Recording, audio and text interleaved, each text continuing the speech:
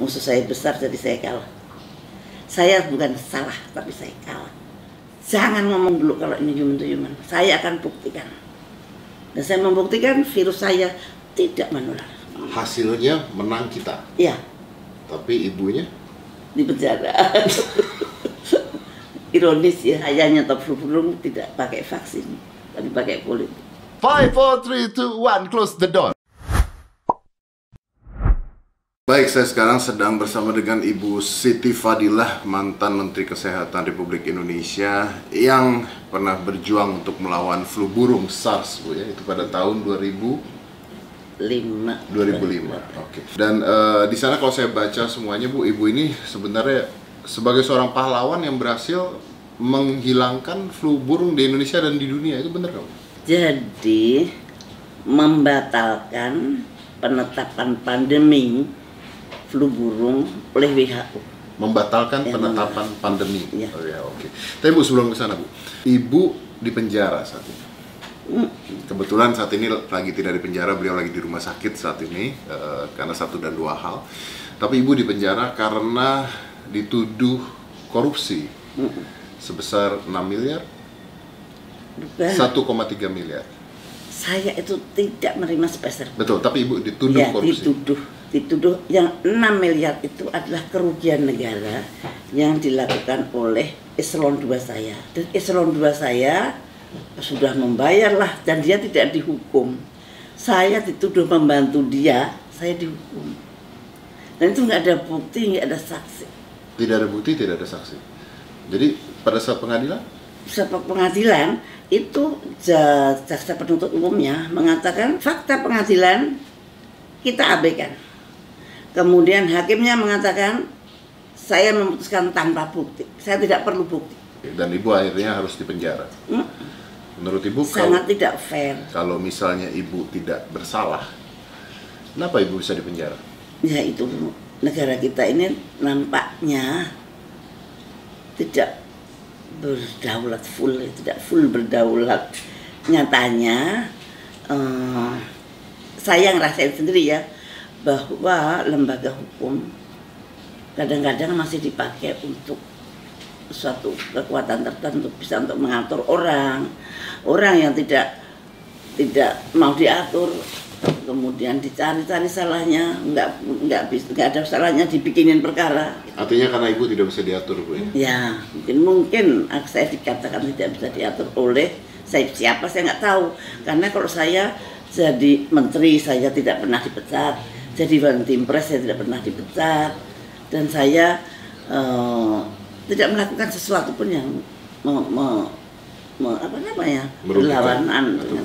Ibu ini kan di mana-mana berita yang tersebar adalah Ibu mengatakan jangan menggunakan vaksin dari Bill Gates. Menurut pengalaman Ibu, kenapa? Ada sesuatu yang aneh gitu untuk saya ya. Saya ikutin Bill Gates ini di forum ekonomi di Davos. Di Davos itu selalu ada forum ekonomi, kalau nggak salah awal tahun itu, tiap awal tahun itu ada suatu forum ekonomi internasional. Di sana Bill Gates menjadi pembicara utama. Dia di situ menggebu-gebu bahwa nanti akan ada pandemi. Ya, saya juga nonton. Nonton. Nah, anehnya dia mempersiapkan vaksin, bahwa selalu pandemik selalu ada vaksin. Kalau pandemik penyelesaiannya yang vaksin. Kenapa nggak pandemiknya yang dihentikan? Kenapa mesti dibikin vaksinnya gitu loh? Ya jangan sampai terjadi pandemik. Gitu. Satu, ini kan bukan dokter dia itu. Dia nggak pernah sekolah kedokteran. Kenapa dia begitu fasihnya menganalisa akan terjadi pandemik, menganalisa dunia akan butuh vaksin sekian miliar. Untuk saya itu suatu hal yang tidak masuk di akal saya gitu. Ada apa sih ya? Dia kan pebisnis, dia kan ahli komputer, mungkin dia ahli virus di komputer mungkin dia, tapi kok virus di manusia kan berbeda gitu. Nah itu saya waktu itu tahun 2017 hanya saya kumpulkan saja Nah, begitu terjadi, saya bongkar kemarin. Ibu membongkar ini tahun 2017. 2017 dibongkar sama saya Ibu? batin doang, tahun 2000 terus saya ikutin, betul nggak ya? Kapan ya ada pandeminya? Kapan ada pandeminya? Dan betul, ternyata ada pandemi betul, yang sebetulnya tidak terlalu berat seperti flu burung. Flu burung itu 1 hari meninggal, 2 hari meninggal. Kalau ini masih banyak hari. Ya, Ibu bukannya pada saat flu burung itu Ibu sempat bersikeras dengan WHO pada saat itu kan? Dan Ibu menang pada saat itu? Iya. Ibu menang dari WHO? Iya. Karena WHO berhasil kita reformasi. Ibu berhasil mereformasi WHO? Iya. Pada saat itu? Iya. Yang tadinya saya pandang bahwa WHO tidak adil terhadap negara-negara yang berkembang seperti kita, dan saya reformasi bahwa kita mempunyai kedudukan yang sama, dan kemudian WHO harus transparan, dan kita mempunyai kedudukan yang sama dengan negara manapun. Tidak ada yang di bawah, tidak ada yang di atas. Kalau sakit, kita semua harus nolong, dan kita semua harus bersama-sama berpikir. Dan Ibu pernah menolak vaksin dari mereka? Iya, tidak ada vaksin untuk flu burung. Tidak ada vaksin untuk flu burung, karena Ibu tolak pada saat itu? Iya. Ibu tolak pada saat itu? Iya, saya membuktikan tidak perlu vaksin. Saya membuktikan bahwa virus flu burung tidak menular. Pada waktu itu WHO sudah berkuar-kuar mengatakan flu burung itu menular, human to human transmission. Sudah masuk CNN, sudah digempurkan kemana-mana, seperti Wuhan. Tapi saya nggak mau. Jangan ngomong dulu kalau ini human to human. Saya akan buktikan. Dan saya membuktikan virus saya tidak menular. Ini gambarnya virus saya. Ini bentuk virus saya. Nah itu kemudian, dan saya protes juga ke PBB, sehingga kemudian terus stop. Setelah itu stoplah. Stop vaksin? Ya, stoplah flu burung. Stop flu? Saya nyetop flu burung tidak pakai vaksin, tapi pakai kulit. Ibu Ibu menyetop flu burung tidak dengan vaksin tapi dengan politik. Yes. Artinya flu burungnya hilang sendiri. Kalau di ekonomis saya dikatakan saya adalah menyelesaikan pandemi flu burung dengan transparansi. Kalau Ibu mengatakan seperti itu, artinya flu burung pada saat itu bisa dihentikan karena politik yang Ibu lakukan, artinya bisa diatur kapan berhentinya virus. Tidak. Begini, dia merencanakan ada pandemik, kemudian saya bisa memotong. No, nggak ada pandemik di sini. Tidak ada human to human transmission. Pandemik itu selalu kalau ada human to human transmission, itu ada pandemi. Iya, betul. Dan pada saat itu vaksinnya mau dibuat dan dijual ke Indonesia. Ya. Dan kalau itu dijual ke Indonesia dengan harga mahal, kita harus ngutang. Kita harus ngutang lagi. Kita harus ngutang untuk membeli vaksin. Yes. Dan Anda menyetop itu tanpa vaksin, Indonesia bebas dengan flu burung. Sampai sekarang. Sampai sekarang. Ya. Oke. Apakah Ibu berpikir bahwa coronavirus, disease 19 atau COVID-19 It's something like that. is something like that? Saya bisa lanjut. Hampir sama. Setiap pandemik kemudian munculnya adalah Obat, vaksin dan obat. Apalagi seperti sekarang ini ramai banget kayak pasar malam gitu. Nah, itu bisa ditebak gitu. Bisa ditebak. Kalau orang itu tidak siap sebelum pandemik, semua orang pasti bingung. Oke.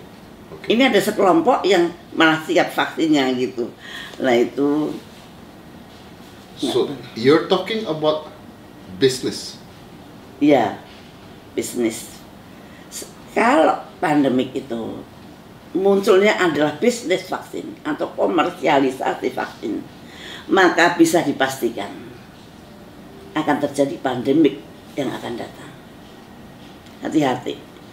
Kalau ada komersialisasi vaksin diperjualbelikan, artinya virus diperjualbelikan, maka pasti si industrialis vaksin ini akan akan menyusun kekuatan baru untuk mengadakan pandemik berikutnya. Karena panen, kalau pandemik panen. Dan nanti kan dia bikin pandemik terus loh. Ya. Ada keuntungannya sama seperti kalau perang, kan sebenarnya jual beli senjata dan sebagainya, makanya akhirnya jadi menurut Ibu bahwa ini adalah biowarfare? Ya, tapi saya tidak bisa membuktikan. Tidak bisa membuktikan. Ya. Apakah Ibu merasa bahwa virus ini dibuat oleh sekelompok tertentu? Mungkin saja. Mungkin saja. Mungkin Cina itu korban, Amerika juga korban. Kalau Cina korban, Amerika juga korban, berarti ada kelompok yang membuat. Bisa jadi. Kemungkinannya menurut saya itu perkiraan saya. Belum tentu betul, belum tentu benar. Belum tentu salah, belum tentu benar. Ya. Tapi kalau menurut Ibu sendiri, ketika ini kan virusnya sudah ada. Kita Indonesia harusnya seperti apa kalau seandainya Anda saat ini adalah Menteri Kesehatan? Indonesia harus mandiri, membuat vaksin sendiri. Kalau nggak perlu vaksin tidak perlu dibuat. Kita juga, orang Indonesia itu antibodinya tinggi pada waktu flu burung. Itu antibodi orang Indonesia itu sangat luar biasa. Jadi. Dan kita mampu buat vaksin sendiri, Bu? Oh, Pak, mampu lah. Tidak perlu beli. Ekman bisa, Surabaya juga bisa. Kemudian BPPT Jogja juga mungkin bisa. Tapi sekarang fokusnya di Ekman. Menurut saya yakin mereka bisa. Ibu yakin kita mampu membuat vaksin sendiri. Jadi tidak perlu bergantung dengan mereka yang menjual vaksinnya. Iya. Oke. Ini yang agak ditakutin atau dikhawatirkan oleh CEPI. CEPI itu adalah Coalition for Epidemic Preparedness Innovation. Ini yang bentuk juga Bill Gates. Jadi hampir semua lembaga yang akan membuat vaksin itu semua disupport oleh beliau. Nggak ada yang tidak di seluruh dunia ini. Di seluruh dunia tempat-tempat pembuatan vaksin hampir disupport oleh Bill Gates menurut Ibu. Iya. Jadi Ibu mencurigai bahwa ini adalah buatan dia? Saya tidak mencurigai, tapi orang bisa berpikir sendiri. Orang bisa berpikir, ngapain sih? Kalau Anda semua orang Anda support, bukan mesti maksudnya Anda supaya nurut ya sama kita gitu, atau at least menghormati yang Newport dong. Nggak, tadinya ada yang Newport, tiba-tiba dia dengan sangat dermawan dan beliau kan filantropis. Yang penting Indonesia harus mandiri, bisa bikin vaksin sendiri, bisa bikin rapid test sendiri, bisa bikin swab test sendiri, bisa bikin primer sendiri. Dan kita mampu? Mampu. Ibu, di luar negeri sana ada banyak sekali, Dokter Butar, Dokter Kaufman, yang mengatakan bahwa ini tesnya sendiri sebenarnya tidak jelas, kata mereka ya. Ini saya hanya ngomong menurut apa yang mereka katakan, bahwa sebenarnya yang diambil itu adalah exosomes katanya, bukan virusnya sendiri. Jadi belum ada pemurnian virus ketika dites sebenarnya. Jadi artinya mereka bertanya apakah virusnya ini benar-benar virus ada, atau tesnya sudah spesifik. Bahkan swab test pun dikatakan tidak spesifik kalau di luar, menurut beberapa orang dokter. Apakah itu mungkin? Jadi gini, pada waktu PCR itu kan ada primernya. Primer itu suatu parameter. Kalau di dalamnya ada plasmid, nanti kalau spesimen kita cocok dengan dia, nah berarti virusnya itu ada yang sesuai dengan plasmid. Betul. Tapi yang kita saat ini itu kita beli dari luar semua. Kita bisa beli dari Amerika. Waktu itu kan Menteri Kesehatan bilang, kita beli kok semua dari Amerika. Artinya membuat primer dari virus dari Amerika. Padahal virus yang di Indonesia berbeda dengan virus yang di Amerika. Artinya tes kita berdasarkan inang yang berasal dari Amerika. Tes, jadi tidak kompatibel, tidak kompatibel dengan apa yang terjadi. Tidak cocok gitu. Makanya ada yang false positif, false negatif. Meskipun itu PCR. Jadi, kalau PCR kuncinya ada di primernya. Primer itu ada plasmidnya berasal dari suatu virus. Nah kalau ini made in Amerika, ya mestinya Amerika kan pakai virus Amerika juga. Mana mungkin Amerika tidak cari virus kita, terus pakai virus negara tersebut. Terus dikirim ke kita untuk ngecek virus kita. Lah, virus dia kenal nggak dengan virus kita? Ada yang kenal, ada yang tidak. Itu tidak semua kenal dengan plasmidnya primer ini. Jadi artinya pengetesan kita masih tanda tanya. Ya kurang pas lah, kurang tepat lah. Tepatnya kalau pakai alat kita sendiri yang berbasis virus kita sendiri. Kita banyak ahli kita yang pinter-pinter. Cuman butuh political will, dana. Fokuskan sekarang dana untuk riset itu. Yang selama ini riset selalu mendapat dana yang kecil, kemudian mengharapkan bantuan dari asing. Bantuan dari asing itu menggetarkan, menggoyahkan hati dari persit-persit itu. Untuk nasionalismenya itu juga bisa bergoyang, karena mau yang perhatian malah orang asing, mengasih dana orang asing. Lama-lama dia lupa mana induknya, mana semangnya. Nah ini yang Indonesia itu riset itu masih terlalu kecil. Padahal itu penting sekali. Kalau ibu mengatakan bahwa ibu pada saat itu di penjara akhirnya karena sebuah tuduhan korupsi, artinya kan semua yang ibu katakan itu mengandung resiko. Artinya ibu dijebloskan karena sesuatu sebenarnya. Itu yang ibu percaya? Ya menurut saya mempunyai suatu sikap itu mengakibatkan saya di penjara. Tapi saya tidak menyesal karena sikap saya adalah untuk melindungi rakyat saya. Saya berbuat itu adalah bukan untuk saya. Saya dapat apa? Karena aku nggak dapat apa-apa. Saya lakuin. Tapi saya yakin saya melindungi rakyat saya. Dan ternyata bukan Indonesia saja yang terlindung. Ternyata pandemi itu gagal. Satu dunia. 2006 ya. Kalau dihitung itu berapa ribu triliun. Yang saya nggak bisa ngitung. Sekarang hitung aja dengan corona aja sekarang berapa ribu triliun kerugian seluruh dunia. Apalagi kalau buru-buru. Lah, yang saya terkesan sampai sekarang, lawong tidak menular kok WHO berani bilang menular. Pada saat itu.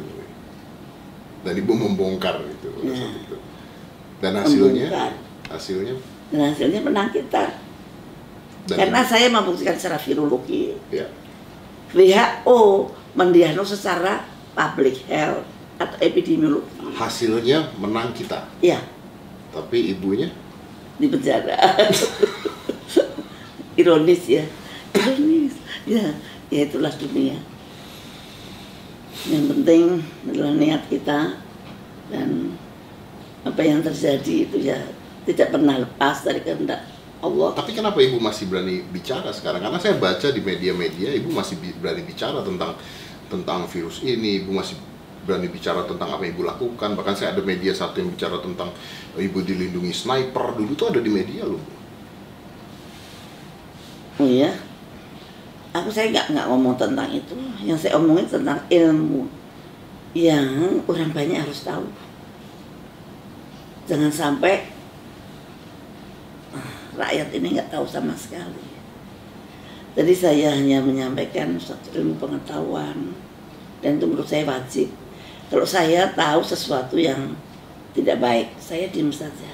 Padahal saya tahu, saya diam saja. Tapi kan ibu belajar bahwa ketika ibu bicara pada saat itu, akhirnya menurut ibu, ibu dipenjara. Waktu itu saya bukan hanya bicara ya, saya terlalu berani keluar, berani mengalahkan negara adidaya, itu suatu hal yang impossible sebetulnya. Sampai sekarang juga nggak ada, tapi jangan menggagalkan pandemi itu sampai sekarang nggak ada. Ya baru sekali ini. Baru sekali ya, pandemi gagal karena seorang ibu Siti Fadila. Tapi walaupun Ibu sekarang ada di penjara, bangganya seperti apa, Bu? Ya, saya seorang Islam. Di dalam Islam itu pilihan Allah itu selalu terbaik. Pilihan Allah adalah yang terbaik. Mungkin kita nggak tahu hikmahnya apa, tapi pasti ada hikmahnya. Mungkin dulu saya baca Qur'annya belepotan, setelah di penjara Quran saya jadi lancar, jadi rajin banget baca Quran. Ibu baik-baik aja di penjara? Baik, nggak ada bedanya. Tidak ada bedanya, diperlakukan dengan baik, makan. Oh iya. Dan saya di penjara panggil saya Bu Menteri malahan. Dipanggil Bu Menteri. Padahal udah lama jadi menteri. Saya dengan ketawa. Ini lucu bener. Dan saya sebagai sesepuh di situ ya, sesepuh. Jadi memang sebetulnya kebahagiaan itu ada dalam hati, bukan ada di tempat di mana Anda duduk, bukan ada di tempat Anda berdiri. Tapi kebahagiaan itu ada di dalam hati.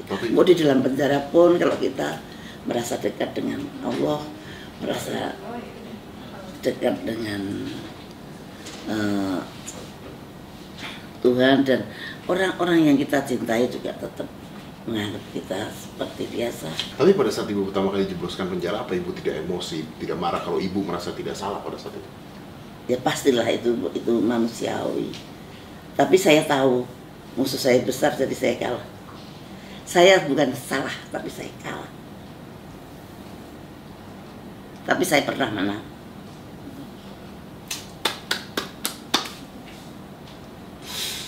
Kalau dulu saya dibilang Pak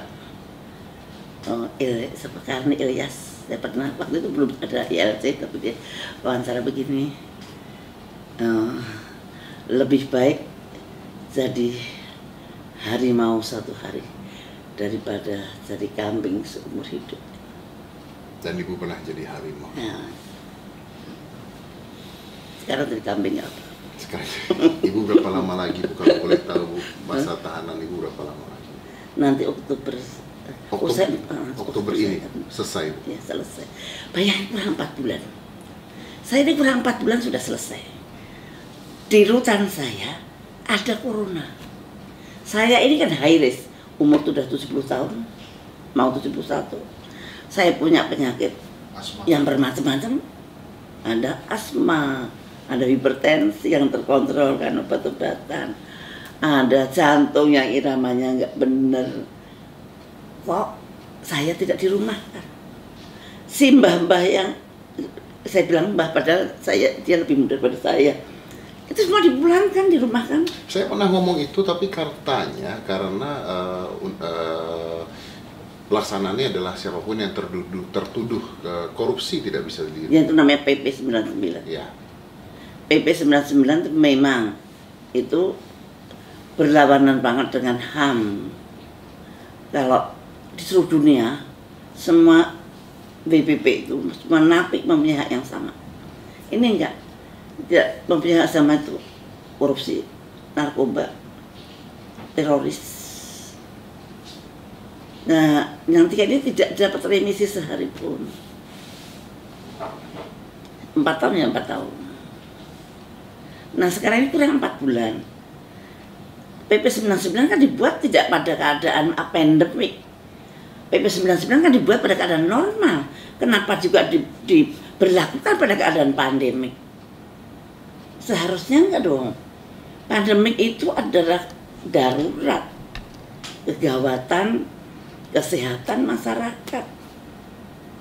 Nggak boleh menaruh orang yang high risk di dalam zona, di dalam rutan atau lapas. Ada orang yang setua saya dengan high risk begini, dibiarkan saya di dalam. Melanggar HAM itu. Dan saya heran, takutnya kok takut banget sih sama PP 99, lebih takut PP 99 pada Tuhan. Lah, PP 99 yang bikin sama orang-orangnya juga pernah jadi tersangka tuh, kabur ke Australia itu kemana nggak tahu. Lah kok malah takutnya bukan main. Saya tahu PP 99, aku heran loh kalau yang takut tukang beca nggak apa-apa loh, kok sampai Wong sing paling tinggi dhewe juga takut sampai PP 99 aku gak ngerti. Ini dunia ini aneh juga semua. Tapi tinggal 4 bulan lagi Bu ya. Begitu Ibu keluar nanti, apa yang akan Ibu lakukan? Saya mengalir seperti air yang mengalir seperti apa. Yang jelas saya akan tetap konsisten untuk menyuarakan kebenaran dan semuanya untuk rakyat. Apapun saya ingin mensejahterakan rakyat Indonesia. 5, 4, 3, 2, 1, close the door.